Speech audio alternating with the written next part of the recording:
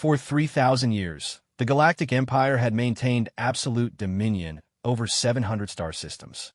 Their fleets numbered in the millions. Their technology was millennia ahead of any species they encountered, and their doctrine was simple: submit or be eradicated.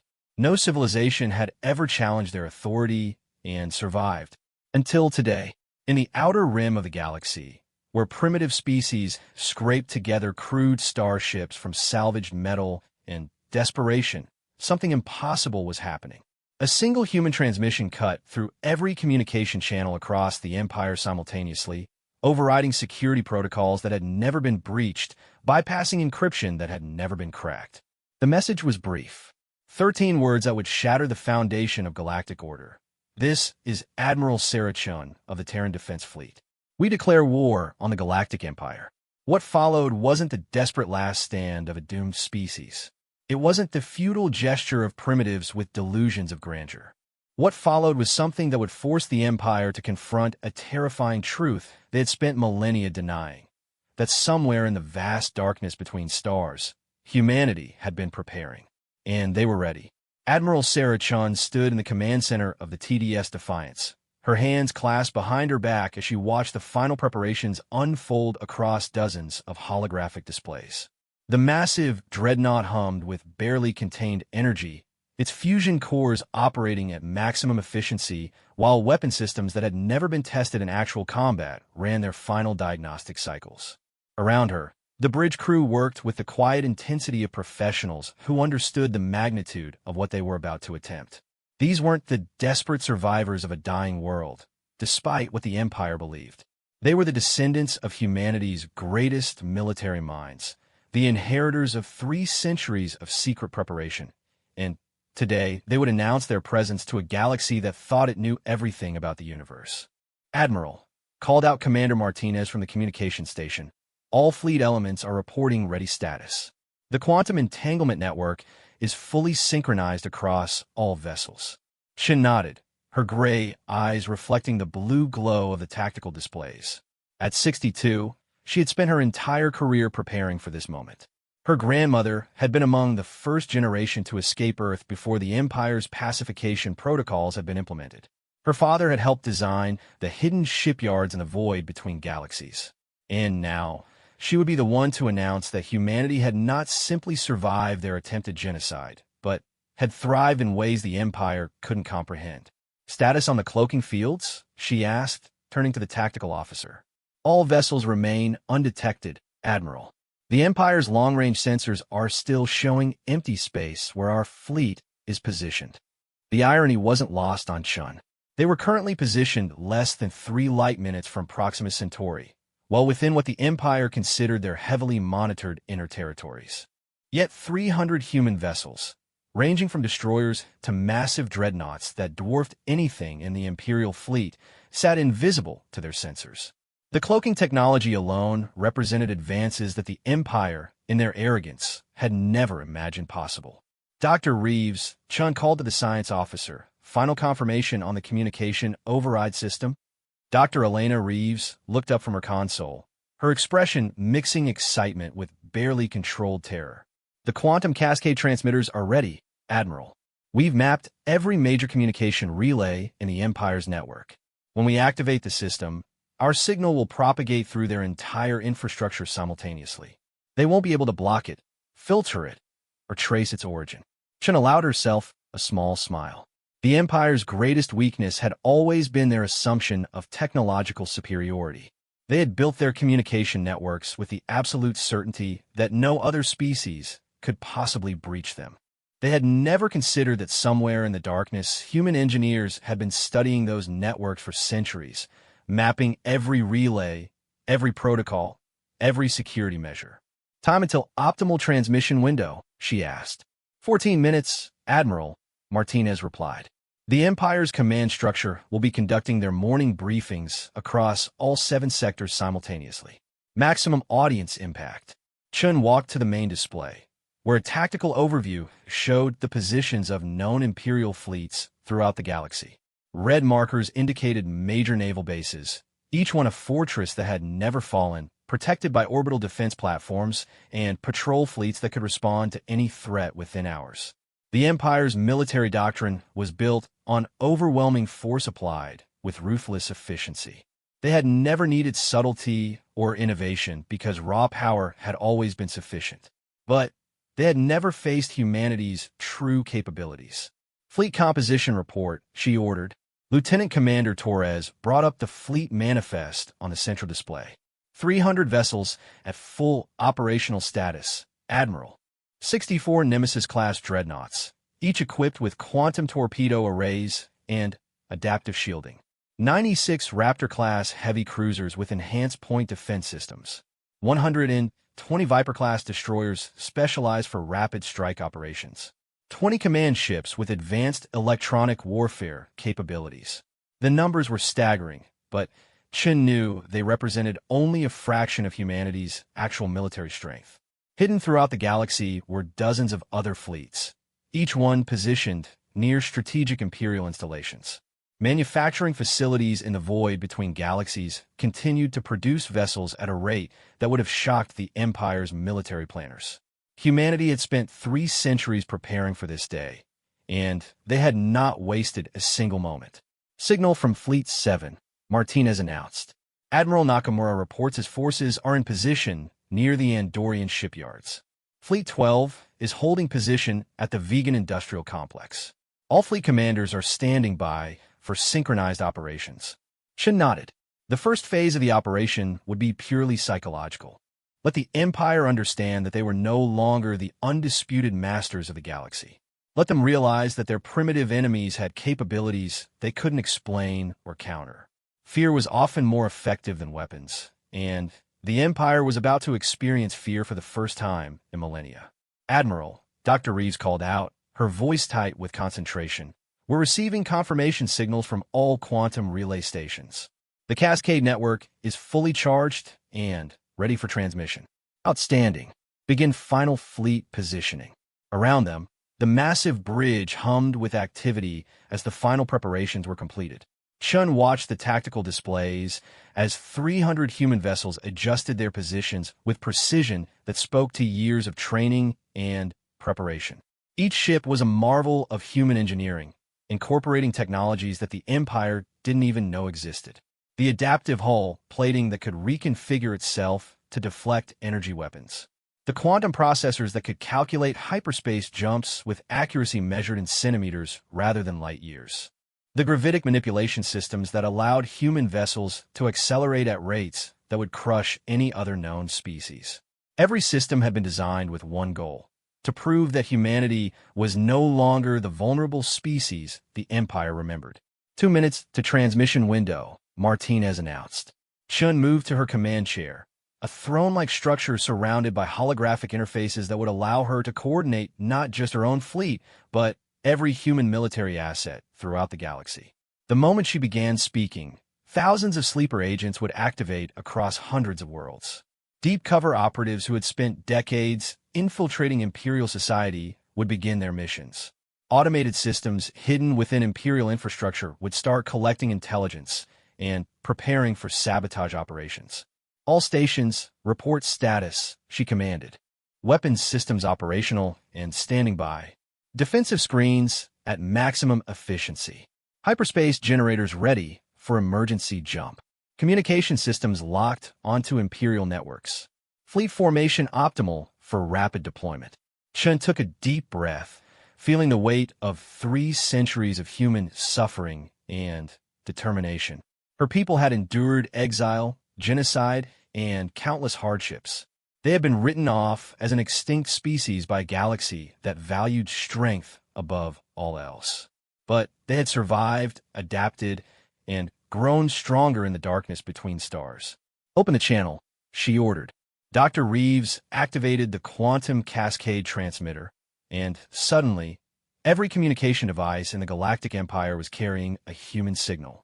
From the highest levels of Imperial command to the most remote frontier outpost, the same message was being broadcast simultaneously across 700 star systems. Chun stood, her image being transmitted to billions of beings who had never seen a living human before. This is Admiral Sarek Chun of the Terran Defense Fleet. she began, her voice calm and steady. For 3 centuries, the Galactic Empire has operated under the assumption that humanity was extinct, eliminated during your so-called pacification of the Sol system. This assumption was incorrect. She paused, letting the words sink in across a galaxy that was suddenly very quiet. We survived. We adapted. We evolved. And today, we return to claim what was taken from us. The Terran Defense Fleet, acting on behalf of all human colonies throughout the galaxy, hereby declares war on the Galactic Empire and all its territories.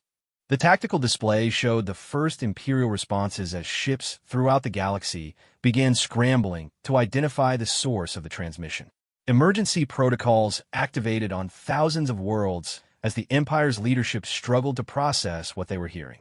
You will find that we are no longer the primitive species you once knew. We have spent these centuries studying your tactics, your technology, and your weaknesses. We have prepared for this moment with the dedication that only the survivors of genocide can understand. Shun gestured, and the display behind her showed real-time imagery of human fleets throughout the galaxy, each one positioned near vital Imperial installations. You have one standard day to begin withdrawing your forces from all systems with indigenous populations. You have 1 week to release all enslaved species under your control. You have 1 month to provide reparations for 3 centuries of oppression and murder. The silence across the galaxy was deafening. Not since the Empire's founding had anyone made demands of their leadership. The very concept was so alien that most Imperial citizens couldn't process what they were hearing. Failure to comply with these terms will result in the systematic destruction of Imperial military assets throughout the galaxy. We will not be negotiating these terms. We will not be accepting partial compliance. The age of Imperial dominance is over. Shin looked directly into the camera, her expression reflecting 3 centuries of accumulated resolve. To the enslaved peoples of the galaxy, your liberation begins now. To the species living under Imperial occupation, help is coming. To the Galactic Empire, you have spent millennia believing that might makes right. Today, you discover what happens when someone stronger believes that right makes might. She made a cutting gesture, and the transmission ended. For several moments, the bridge of the Defiance was completely silent. Then, Martinez cleared his throat. Admiral, we're detecting massive communication traffic throughout the Imperial network. Emergency sessions being called at the highest levels. Fleet movements beginning in 17 sectors. Chen returned to her command chair, settling in for what would likely be a very long day.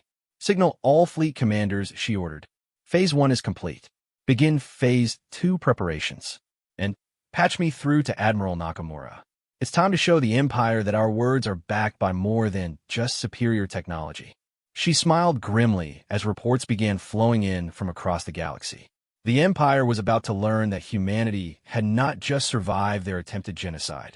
They had used those 3 centuries to become something far more dangerous than the primitive species the Empire remembered. They had become an enemy worthy of the Empire's fear. The war for galactic freedom had begun. Supreme Admiral Vextera of the Galactic Empire stood in the central command chamber of the Imperial Citadel, her 4 arms crossed in a gesture of barely contained fury. Around her, dozens of military advisors and intelligence officers scrambled to make sense of the impossible transmission they had all witnessed. The circular chamber, with its towering displays showing the status of Imperial fleets across 700 star systems, had never before displayed so much chaos. Report, she barked, her crystalline voice echoing off the metallic walls. Intelligence Director Morthak, a tall insectoid being with compound eyes that could process multiple data streams simultaneously, stepped forward with obvious reluctance. Supreme Admiral, we have confirmed that the transmission originated from multiple sources simultaneously. Our preliminary analysis suggests at least 300 distinct transmission points, all coordinating through technology we don't recognize. Vextera's secondary arms twitched, a sign of extreme agitation among her species. 300 sources? How is that possible? Our sensors show no unidentified vessels in any Imperial territory. That's the problem, Supreme Admiral, Morthak replied. Our sensors still show no unidentified vessels. Either their cloaking technology is beyond our current understanding, or what? Morthak's antennae drooped. Or they're not using cloaking technology at all. They might be using something that makes our sensors simply unable to detect them. The implications hit the chamber like a physical blow. For 3 millennia, the Empire's technological superiority had been absolute. They had conquered 700 star systems not through superior numbers or tactics, but because their technology was so far advanced that resistance was meaningless. The idea that some unknown force possessed technology that made Imperial sensors useless was beyond their ability to process. Fleet positions, Vextera demanded. Admiral Kethvar, the Empire's chief tactical officer, activated the main display. Red markers showed Imperial fleet positions throughout the galaxy, a vast network of military might that had never known defeat. 7th Fleet is moving to investigate possible human presence in the Centauri sector. 3rd Fleet is conducting sweeps of the Outer Rim territories. All garrison fleets have been placed on maximum alert status. Vextera studied the display, her mind racing through centuries of military doctrine and tactical theory. Analysis of their claims? Supreme Admiral, another officer spoke up. Our historical records confirm that the species calling itself humanity was indeed subjected to pacification protocols 3 centuries ago. The operation was classified as a complete success. No survivors were detected. Then, explain to me how we just received a declaration of war from an extinct species. The officer stepped backward, clearly terrified. We cannot explain it, Supreme Admiral. Before Vextera could respond, alarm klaxons began blaring throughout the chamber. Emergency lighting bathed everything in red as the main tactical display suddenly shifted to show a developing situation in the vegan sector. Supreme Admiral, Admiral Kethvar called out, his voice tight with disbelief. We're receiving emergency transmissions from the vegan industrial complex. They're reporting they're under attack. By whom? What forces are engaging them? Unknown vessels, Supreme Admiral. Requesting immediate reinforcement. Vextera moved to the tactical station, her primary arms manipulating the controls to bring up real-time data from the vegan sector. What she saw made no sense according to everything she knew about warfare. 20 massive starships had appeared from nowhere directly above the vegan industrial complex, one of the Empire's most heavily defended manufacturing centers. These vessels were unlike anything in Imperial databases, sleek and angular where Imperial ships were massive and imposing. They moved with a grace that suggested gravitic manipulation technology far beyond Imperial capabilities. Defensive response? She asked. The vegan garrison fleet is moving to intercept. 12 heavy cruisers and 40 escort vessels. They're demanding the unknown vessels identify themselves and withdraw immediately. On the display, Vextera watched as the Imperial garrison fleet moved into standard battle formation, their massive vessels bristling with energy weapons and missile launchers. The 12th Heavy Cruiser Squadron had never lost a battle in its 2-century history. Their commander, Admiral Dexthal, was considered one of the Empire's finest tactical minds. Transmission incoming from Admiral Dexthal, Kethvar reported. Put him through. The image of Admiral Dexthal appeared on the main screen, his reptilian features clearly showing confusion and growing concern. Supreme Admiral, these vessels are not responding to our hails. They're maintaining position directly above the manufacturing platforms. We're detecting energy signatures that don't match anything in our databases. Engage them. Vextera ordered without hesitation. Full combat protocols. Understood, Supreme Admiral. Beginning attack run now. The tactical display showed the Imperial fleet moving into attack formation, their energy weapons charging to full power. For 3 millennia, this sight had meant certain victory against any opposition. No force in the galaxy could withstand the concentrated firepower of an Imperial heavy cruiser squadron. Then, the unknown vessels responded.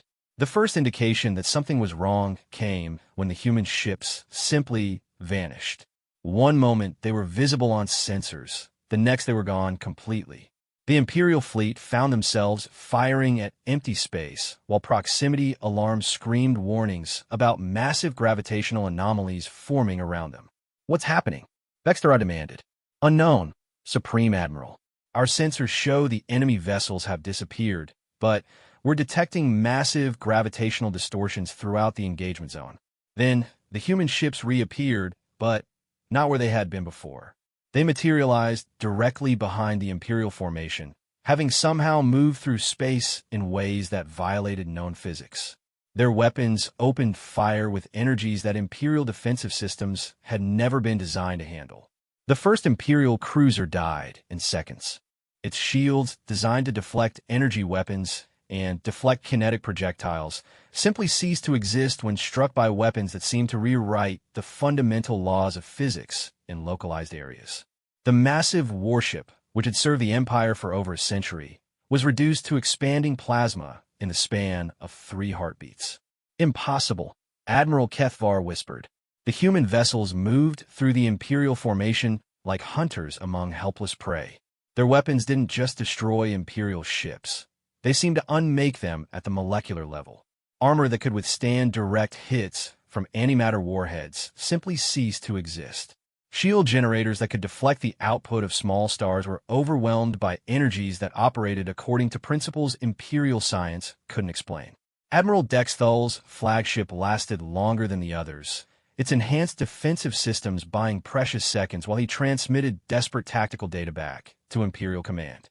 Supreme Admiral, his image flickered as his ship shook from multiple impacts. Their technology is beyond anything we've encountered.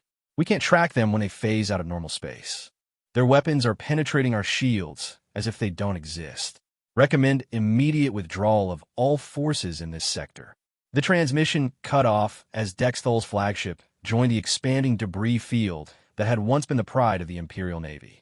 The engagement had lasted 4 minutes. 52 Imperial vessels had been destroyed without inflicting any apparent damage on the enemy. The tactical display showed only empty space where the human fleet had been, as if they had never existed at all. Status of the vegan complex? Vextera asked quietly. Still intact, Supreme Admiral. The human vessels appear to target only military assets. No damage to manufacturing facilities or civilian populations. The implications were staggering. The humans had demonstrated the ability to appear anywhere they chose, engage Imperial forces with weapons that made their defenses meaningless, and disappear without trace. They had done all of this while carefully avoiding civilian casualties, suggesting a level of precision and tactical sophistication that made Imperial military doctrine look primitive by comparison. Additional reports incoming. Intelligence Director Morthak announced, his compound eyes processing multiple data streams. Similar attacks reported in the Rigel sector, Aldebaran system, and Tau Ceti region. In each case, Imperial garrison fleets have been completely destroyed while infrastructure and civilian populations remain untouched. Vextera stared at the tactical display as red markers indicating destroyed Imperial fleets began appearing across the galaxy. In less than 6 hours, humanity had announced their return by systematically dismantling military forces that had been considered invincible. Casualty reports? Preliminary estimates suggest over 200,000 Imperial military personnel killed or missing. No reported civilian casualties. The numbers hit the command chamber like a physical blow. The Empire had not suffered casualties on this scale in over 5 centuries. The last time Imperial fleets had been destroyed in battle, it had been during the conquest of the Andromedan Consortium, and that had required a 20-year campaign involving millions of Imperial vessels. How many human ships have been confirmed destroyed? Vextera asked. Morthak consulted his displays before responding with obvious reluctance. None, Supreme Admiral. We have not confirmed the destruction of a single enemy vessel. That's impossible. Even with superior technology, they must have taken some losses. Our tactical analysis suggests that human vessels are capable of phasing out of normal space-time when threatened. We believe they're using some form of dimensional manipulation technology that allows them to avoid damage entirely. Vextera turned to study the galaxy-wide tactical display. Red zones now marked dozens of systems where Imperial fleets had simply ceased to exist. The pattern was clear. The humans were systematically destroying Imperial military assets while leaving everything else untouched. They weren't conquering territory. They were making a statement. Transmission incoming, Kethvar announced. It's using the same quantum cascade technology as before. Source unknown. Put it through. The image of Admiral Sarah Chun appeared on the main screen. Her expression calm, despite the fact that she had just overseen the destruction of Imperial forces across multiple sectors. Supreme Admiral Vexthara, Chun began, somehow knowing exactly who she was addressing. I trust you received our preliminary demonstration of human capabilities. Consider this a gentle introduction to what we're prepared to do if our terms are not met. Vexthara stepped forward, her forearms spread in a gesture of authority that had intimidated countless species. Human, you have made a grave error. The Empire does not negotiate with terrorists, and it does not yield to threats. We will mobilize every fleet, every weapon, every resource at our disposal to hunt down and destroy you. Chen's expression didn't change. I expected nothing less from a species that has spent millennia believing that force is the only meaningful form of communication. However, I should point out that what you witnessed today represents approximately 1% of human military capabilities. You're bluffing. Admiral, your intelligence networks have been compromised for over 50 years. We know the exact location, composition, and operational status of every Imperial fleet. We know the defensive capabilities of every major installation. We know the personal weaknesses of every Imperial commander. If we chose to do so, we could reduce your entire military to expanding plasma within the next 72 hours. The command chamber fell silent as the implications sank in.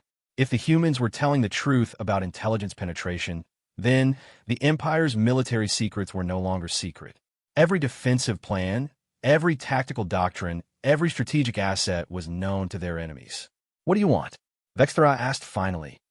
I already told you what we want. Withdrawal from all occupied systems. Release of all enslaved species. Reparations for 3 centuries of oppression. You have 1 month. The Empire cannot simply abandon 700 star systems. Our entire civilization depends on those resources. Chen leaned forward slightly. Then, I suggest you begin developing sustainable alternatives quickly. Because in 30 days, if our terms haven't been met, we will begin the systematic liberation of every occupied world. And, unlike today's demonstration, we will not be limiting ourselves to purely military targets. The transmission ended, leaving the command chamber in stunned silence. Vexthara stood at the center of the chamber, surrounded by displays showing the shattered remnants of Imperial fleets, and realized that everything had changed. The Empire was no longer the unquestioned master of the galaxy. Somewhere in the darkness, humanity had become something that could challenge Imperial supremacy and win. For the first time in 3 millennia, the Galactic Empire was afraid. On the factory world of Kepler, 442b, Shift Supervisor Zaldi tried to maintain his normal routine despite the growing unrest among the workers. The massive industrial complex stretched across 3 continents, its automated systems churning out the raw materials that fed the Empire's war machine. For 2 centuries, this world had operated with the efficiency that only slave labor could provide, its indigenous population reduced to a carefully controlled workforce that existed solely to serve Imperial needs. But something was different today. The workers, normally subdued and compliant after decades of conditioning, were whispering among themselves. There was an energy in the air, a sense of possibility that Zaldi found deeply disturbing. Production report, he demanded as he entered the main control center, his energy weapon prominently displayed as a reminder of Imperial authority. Supervisor Kekran, one of the few allowed to carry out administrative duties, consulted his display with obvious nervousness. Productivity is down 12% from yesterday. Supervisor Zaldi. The workers seemed distracted. Jalte's mandibles clicked in annoyance. Distracted by what? Have the entertainment feeds been modified? No, sir. The propaganda broadcasts are operating normally. But there are rumors spreading through the workgroups. They claim to have heard transmissions suggesting that. Kekran hesitated, clearly afraid to voice what he had heard. Suggesting what? That someone has declared war on the Empire, sir.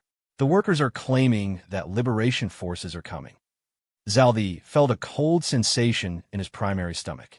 Like all Imperial administrators, he had been briefed on the mysterious transmissions that had appeared on all communication channels 3 days ago. The official line was that it had been an elaborate hoax, the desperate bluff of terrorists who would soon be eliminated. But the destruction of Imperial fleets across multiple sectors suggested otherwise. Double the security patrols, he ordered. Any worker found discussing these rumors is to be reported for immediate reconditioning. As Kekran moved to implement the new orders, neither of them noticed the small device attached to the underside of the control console. It was barely larger than a grain of sand, composed of materials that didn't register on Imperial scanners, and it had been recording every word spoken in the command center for the past 15 years. 3 levels below the factory floor, in maintenance tunnels that Imperial supervisors never bothered to inspect, a very different kind of meeting was taking place. Representatives from work groups across the planet had gathered around a small device that was displaying images they had never expected to see. Human faces. The transmission was being broadcast on frequencies that Imperial communication equipment couldn't detect, using quantum encryption that had been built into the planet's infrastructure during its construction. For decades, these hidden networks had remained dormant, waiting for the signal that would activate resistance cells across hundreds of worlds. "My name is Director Marcus Webb," the human on the screen was saying, "and I'm speaking to you from the free human colony of New Geneva. For those of you who have never seen a human before, we are the species that the Empire claims to have exterminated 3 centuries ago. As you can see, reports of our demise were greatly exaggerated." The assembled workers, representing a dozen different species from across the local galactic arm, listened with growing amazement. The concept of resistance against the Empire had been so thoroughly suppressed that most of them had never even considered it possible. "The human fleet has begun operations against Imperial military assets throughout the galaxy. But our ships alone cannot free the billions of enslaved beings living under Imperial control. That requires coordinated action from resistance movements on every occupied world." A small device materialized on the table in front of the group, constructed from programmable matter that had assembled itself according to transmitted instructions. The technology was so far beyond anything available to Imperial subjects that most of them instinctively stepped backward. "The device in front of you contains detailed plans for disrupting Imperial operations on your world. It includes the locations of hidden weapon caches, communication equipment, and industrial sabotage tools that have been positioned throughout your planet over the past several decades. More importantly, it contains the quantum communication codes that will allow you to coordinate with resistance movements on other worlds." The leader of the Kepler 442b resistance, an elderly member of the native Kethari species named Veltan, stepped forward to examine the device. His people had been enslaved for over 2 centuries, their natural telepathic abilities suppressed by neural implants that the Empire used to maintain control. "How do we know this isn't an Imperial trap?" asked another resistance member, her scarred features showing the results of previous encounters with Imperial security forces. Veltan picked up the device and immediately felt a sensation he hadn't experienced since childhood. The neural implant that had controlled his thoughts for 70 years suddenly went silent, its signals blocked by technology built into the small device. For the first time in decades, Veltan could feel the minds of his fellow Kethari. He could sense their emotions, their hopes, their desperate desire for freedom. The sensation was so overwhelming that tears began streaming down his weathered face. "It's real," he whispered. "They found a way to block the implants." The implications spread through the group like wildfire. If the neural control systems could be blocked, then the Empire's most effective tool for maintaining order was suddenly useless. Across the galaxy, billions of enslaved beings could potentially reclaim their natural abilities and coordinate resistance efforts in ways that Imperial security had never imagined possible. Director Webb continued his briefing. "The device will also provide you with access to the Terran Underground Network, a communication system that connects resistance movements across the galaxy. For the first time in Imperial history, the oppressed peoples of 700 worlds will be able to coordinate their efforts." The device projected a 3-dimensional map showing the location of similar resistance cells across hundreds of worlds. Red markers indicated active cells, yellow markers showed groups that were still being activated, and blue markers represented worlds where human agents were currently working to establish contact with local populations. The scope was breathtaking. The Empire had always maintained control through isolation, ensuring that enslaved populations never knew that others were suffering under similar conditions. The knowledge that resistance movements existed throughout the galaxy transformed the psychological landscape entirely. Phase 2 of the Liberation Campaign begins at 0800 Standard Galactic Time tomorrow. Webb continued. Each resistance cell will receive specific assignments based on their capabilities and local conditions. Remember, our goal is not just to damage Imperial operations, but to demonstrate to your people that the Empire is not invincible.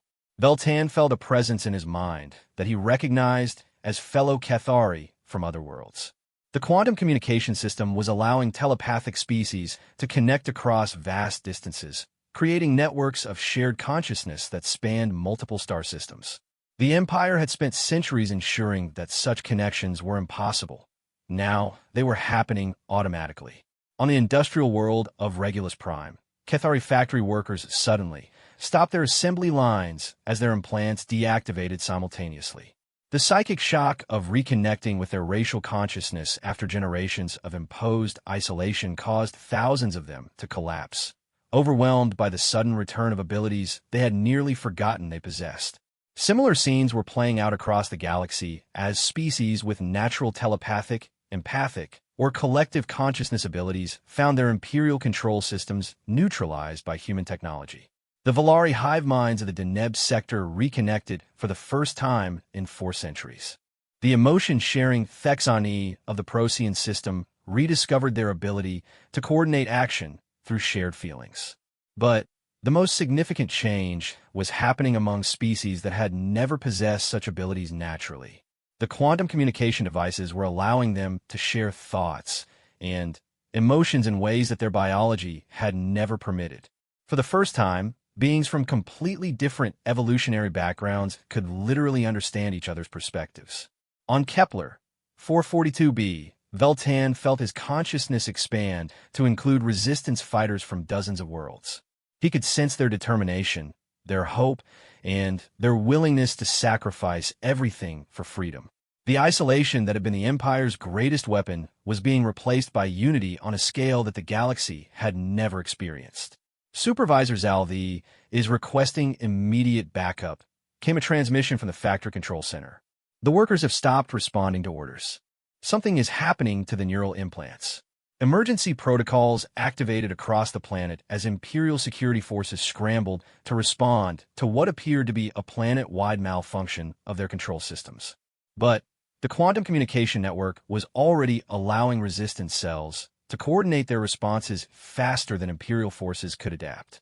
In the southern continent's mining complex, Cathari workers who had rediscovered their telepathic abilities used their restored mental connections to coordinate a perfectly synchronized work stoppage. Every piece of mining equipment across 300 square kilometers shut down simultaneously as operators who could now share thoughts ensured perfect timing.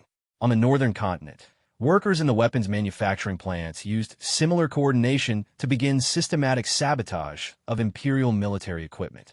Quantum resonance explosives, constructed from materials that had been hidden within the factory infrastructure for decades, began eliminating key production facilities with surgical precision.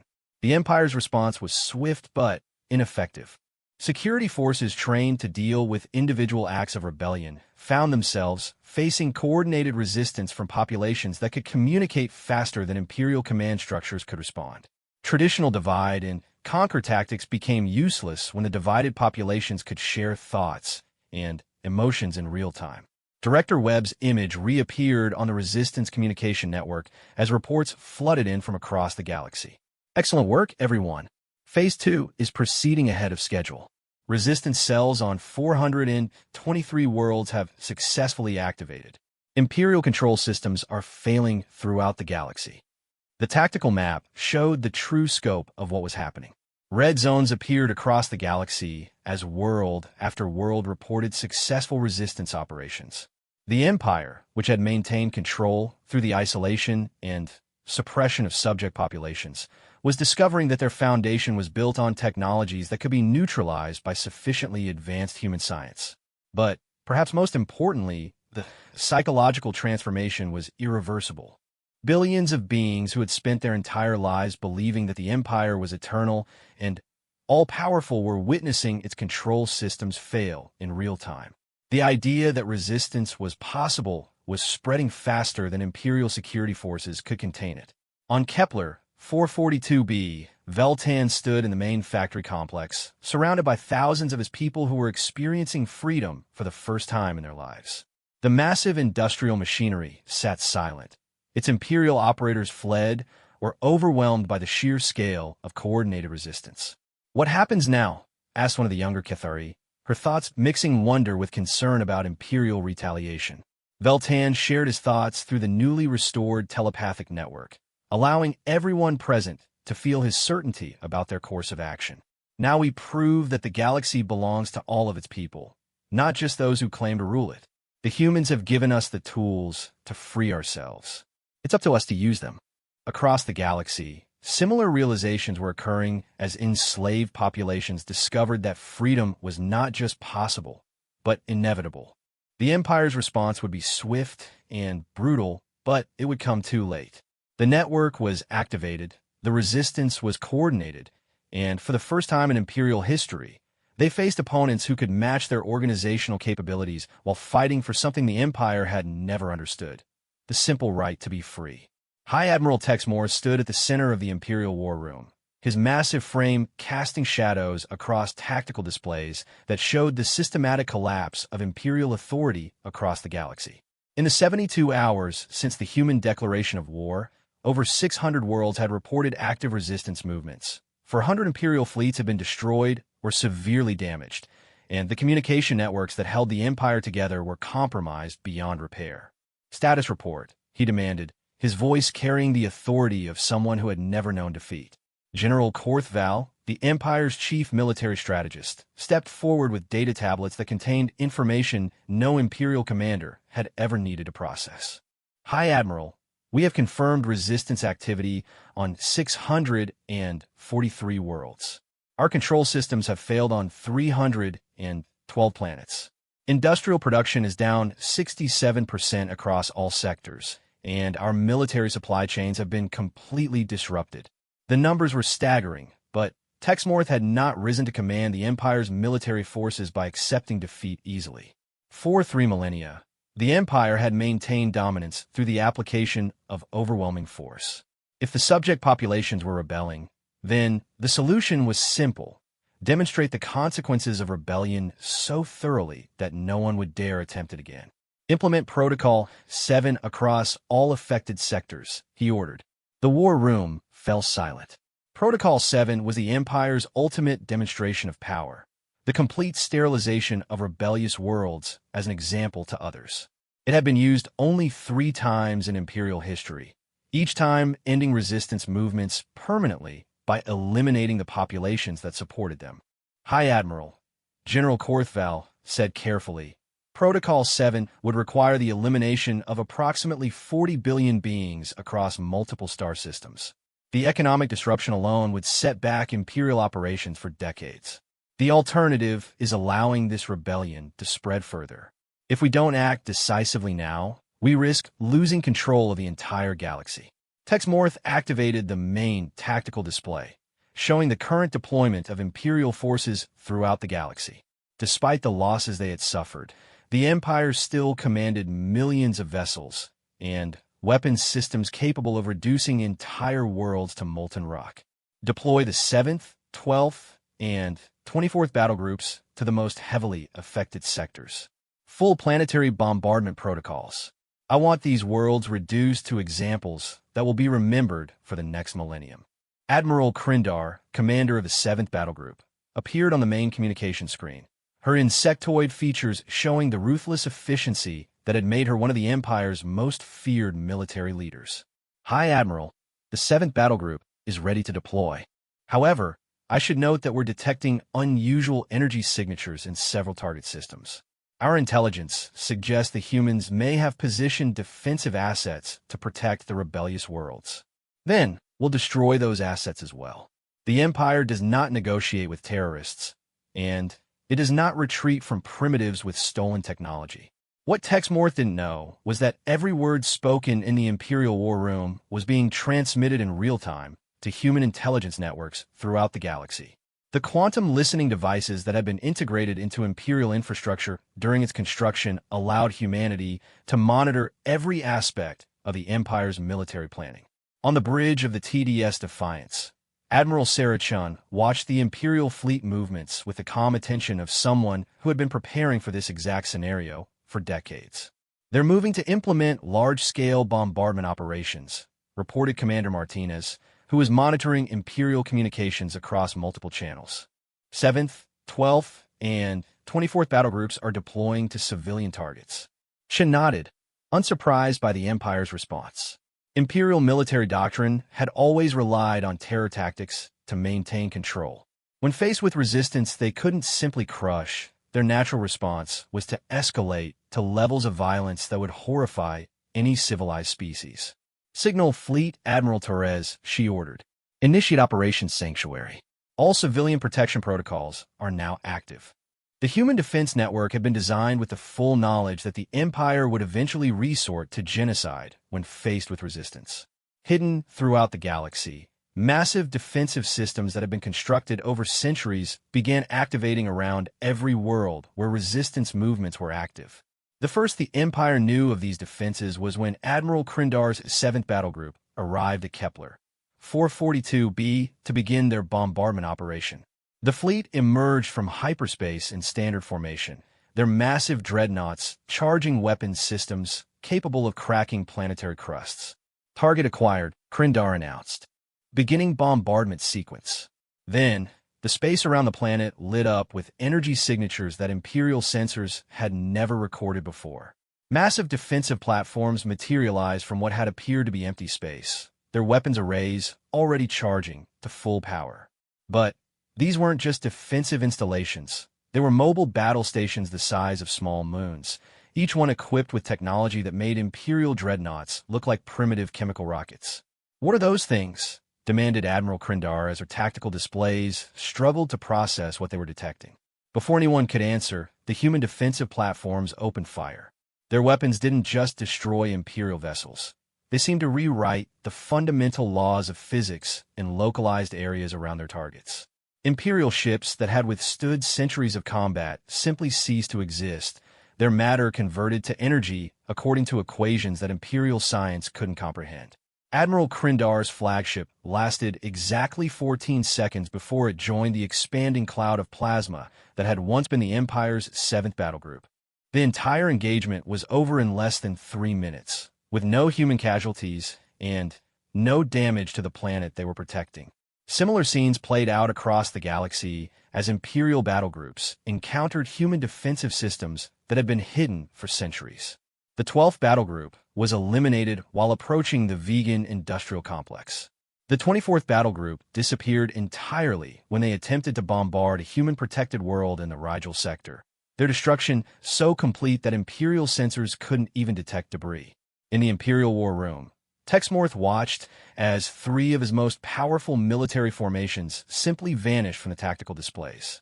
"Status of the bombardment fleets?" he asked, though the silence on the communication channels already provided the answer.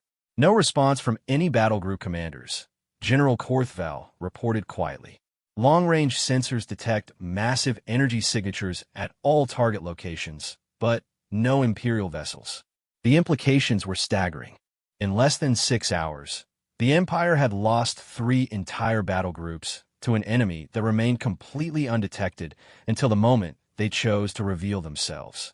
The military doctrine that had maintained Imperial dominance for 3 millennia was proving utterly useless against opponents who operated according to principles that Imperial strategists couldn't understand.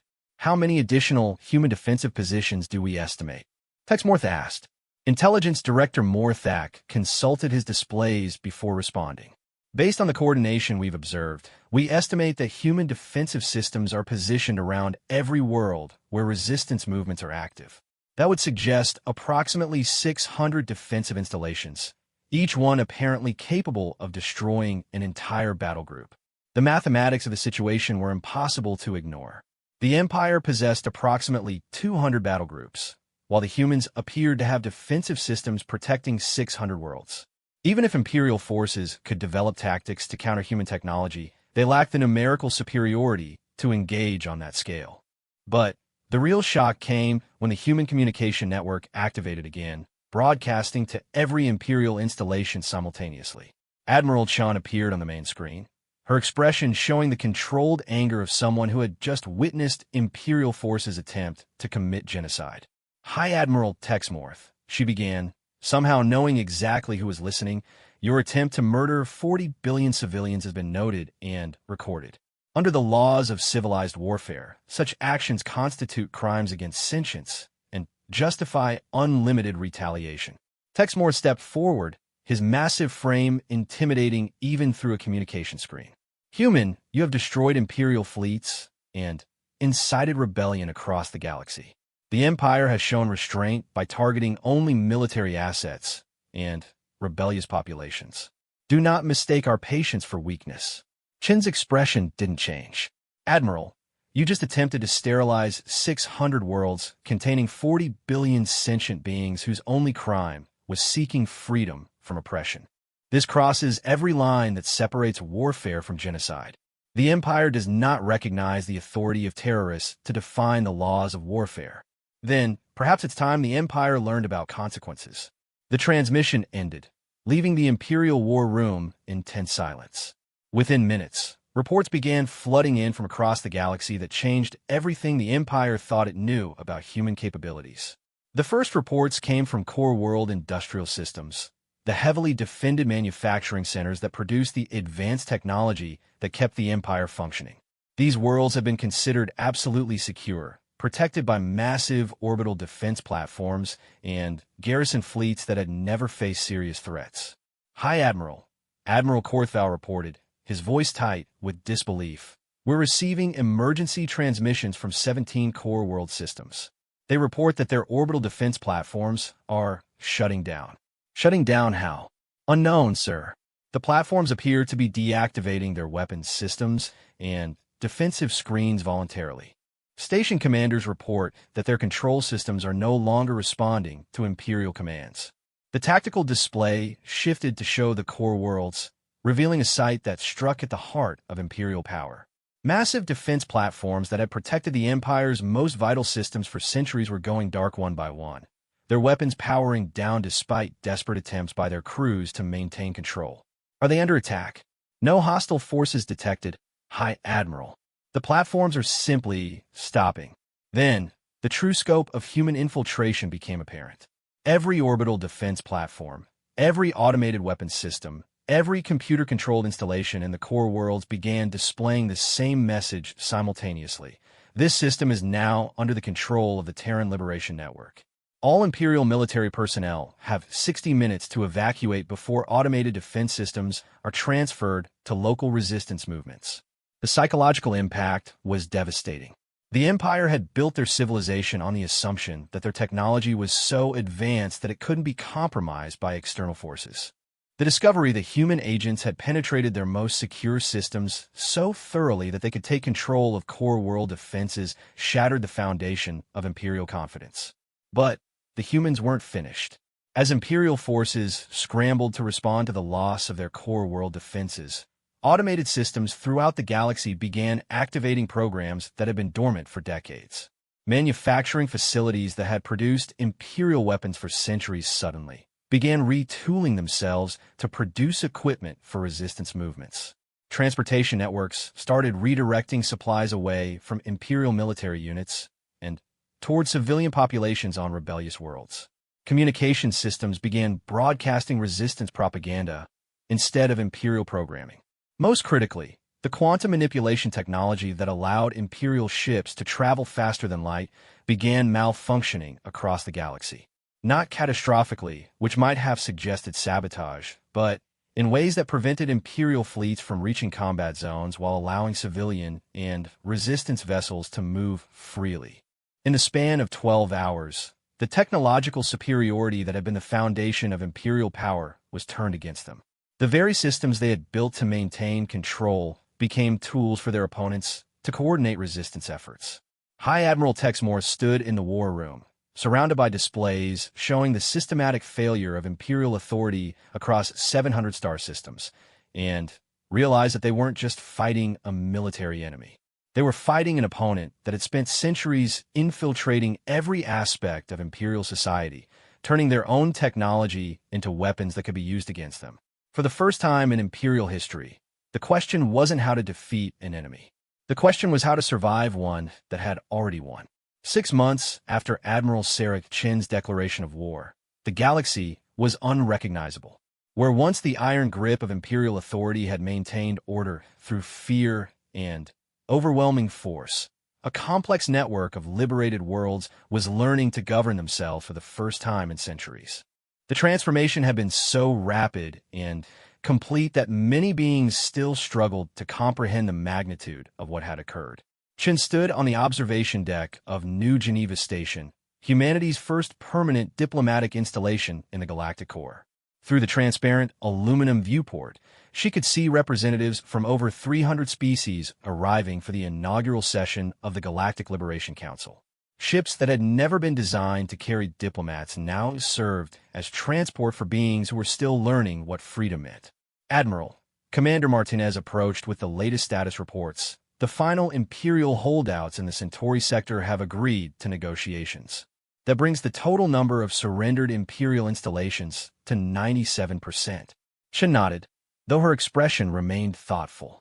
What about the remaining 3%? Isolated systems, mostly in the Outer Rim territories. Supreme Admiral Vexthera has consolidated the remaining Imperial forces around 12 heavily fortified worlds. They're not threatening anyone, but they're also refusing all communication attempts. The fate of the Imperial remnants had become one of the most challenging issues facing the new galactic order.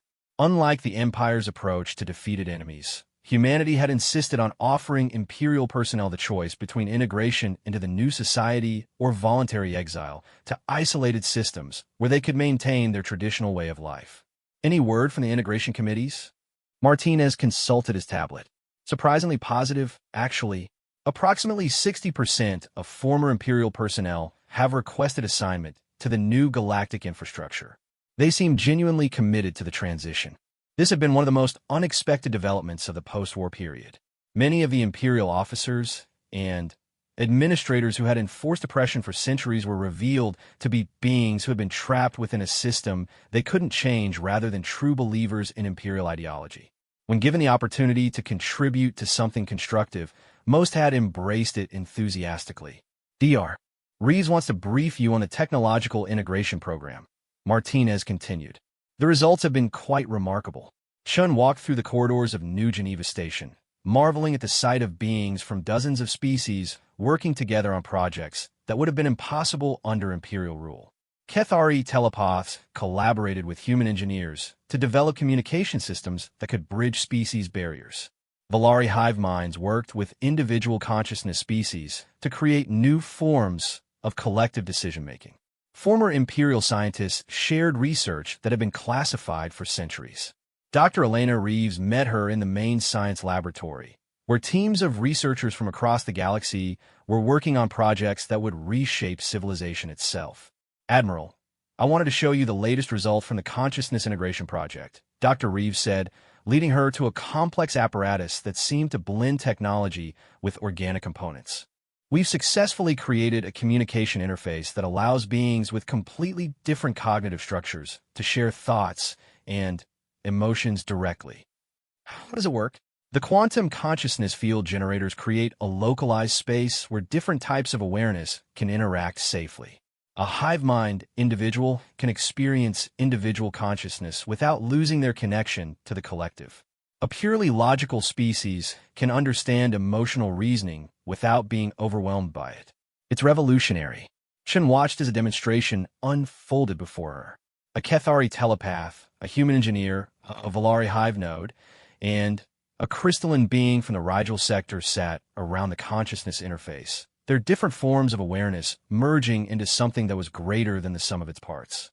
Within minutes, they had developed solutions to engineering problems that had puzzled researchers for decades. The implications for galactic governance are enormous, Dr. Reeves continued. For the first time, we can have truly informed democracy where every participant understands exactly what others are experiencing. This technological breakthrough was already transforming the Liberation Council sessions. Representatives who had spent centuries unable to understand each other's perspectives could now share their experiences directly. The emotional weight of oppression experienced by enslaved species was now available to beings who had never known such suffering. The fear and uncertainty felt by former imperial citizens was now comprehensible to those who had fought for freedom. "Admiral Chun," came a voice behind them. Chun turned to see Ambassador Veltan, the former resistance leader who had become the representative for liberated worlds in the Kepler sector. "The Council is ready for your address." The main assembly hall of New Geneva Station had been designed to accommodate the enormous variety of species now participating in galactic governance. Environmental controls maintained different atmospheric conditions in various sections, while translation systems had been augmented with consciousness-sharing technology to ensure perfect communication across species barriers. As Chun entered the hall, she was struck by the sight of former enemies sitting together, working toward common goals. Former Imperial administrators shared tables with resistance leaders they had once hunted.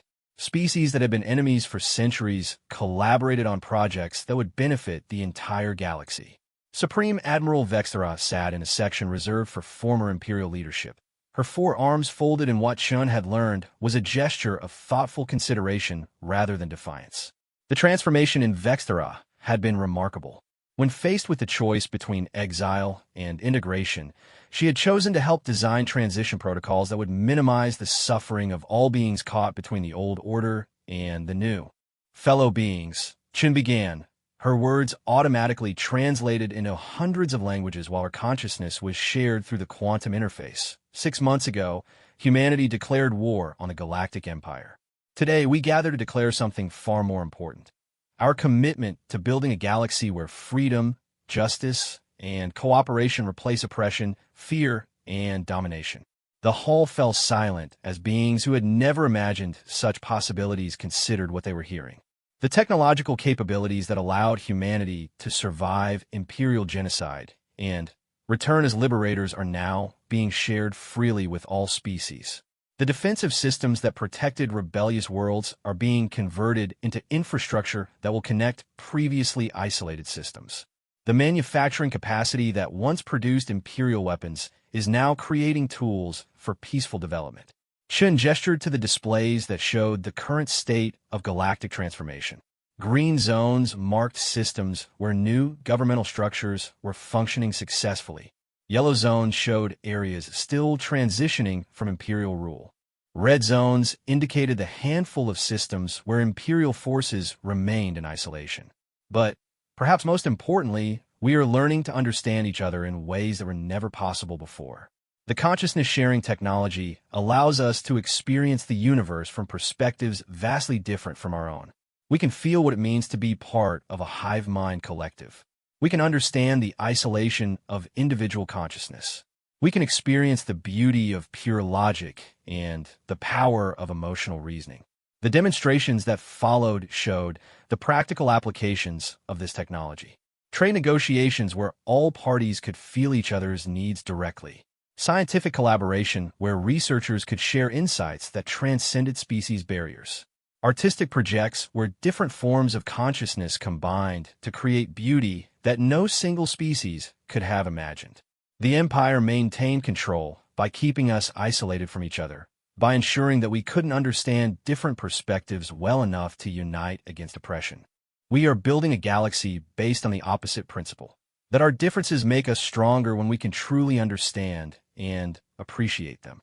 Ambassador Zeth Kree, representing the former Imperial Core worlds, stood to address the assembly. The crystalline beings translated thoughts, carried harmonics of genuine emotion despite their logical structure. Admiral Chun, many of us who serve the Empire believe that strength could only come from uniformity, that diversity inevitably led to conflict. The consciousness-sharing technology has shown us the error in this thinking. We now understand that true strength comes from the synthesis of different perspectives, not their suppression. This had become one of the most important lessons of the post-war period. The Empire's assumption that diversity led to weakness was being proved wrong by societies that became more capable as they became more inclusive. Mixed species research teams routinely outperformed homogeneous groups. Multicultural governmental structures proved more stable than authoritarian hierarchies.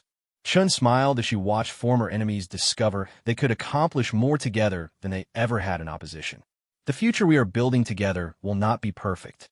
There will be disagreements, conflicts, and challenges that none of us can foresee. But we will face them as partners rather than as oppressors and oppressed. The session continued with reports from across the galaxy.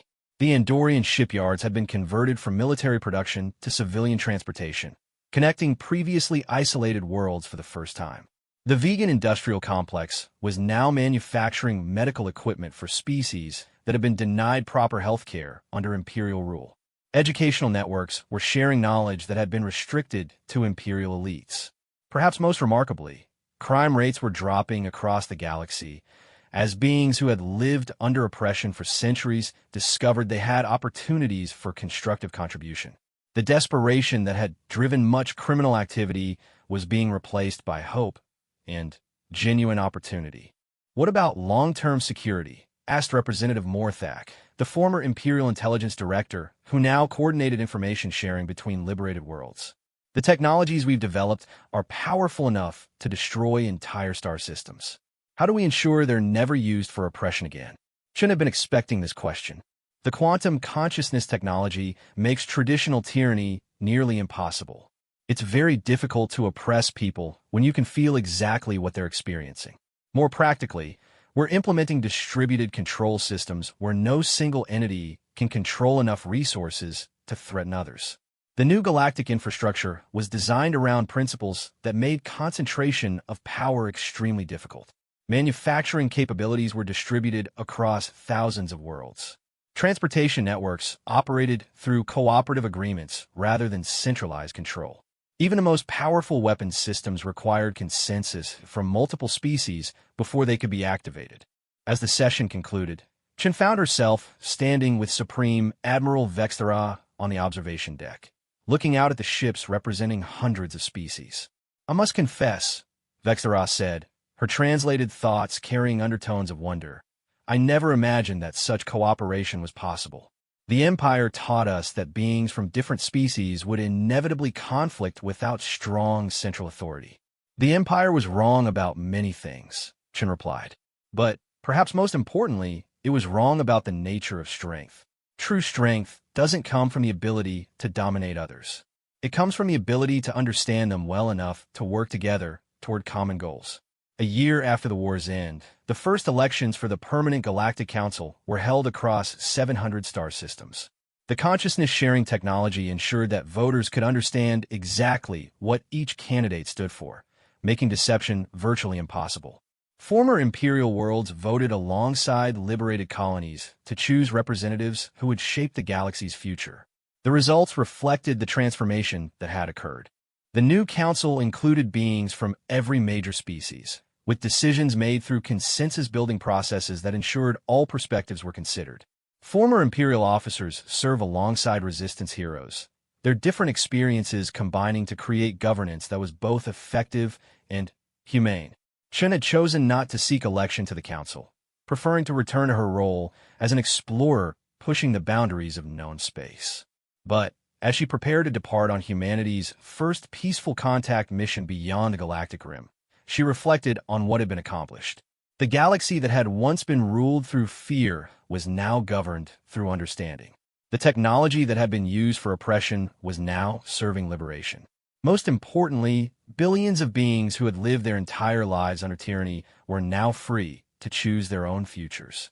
Standing on the bridge of her new ship, the TDS Explorer, Chun looked out at stars that now represented opportunity rather than conquest. Somewhere in the vast darkness, other civilizations waited to be contacted. But, unlike the Empire's approach to first contact, humanity would offer partnership rather than domination, understanding rather than subjugation. The age of empires was over. The age of cooperation had begun. Behind her, the galaxy she was leaving continued its transformation, as beings who had been enemies learned to become friends, and former slaves discovered what it meant to be truly free. It wasn't perfect, and it never would be. But, for the first time in millennia, the galaxy belonged to all of its people rather than just those strong enough to take it by force. And, in the darkness between stars, new adventures awaited those brave enough to seek them.